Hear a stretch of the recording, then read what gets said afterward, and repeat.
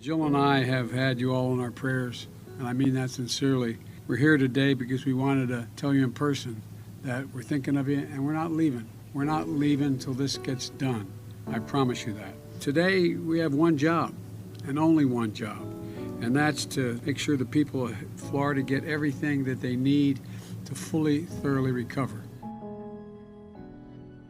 I've instructed my administration to bring every element of the federal government together to help with immediate needs and long-term rebuilding. We're going to help rebuild roads and bridges and public water systems. We have a long road ahead of us, rebuilding entire communities from the ground up. After the television cameras have moved on, we're still going to be here with you. We're still going to be moving.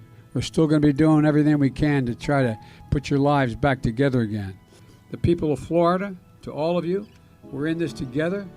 This is the United States of America. The United States of America.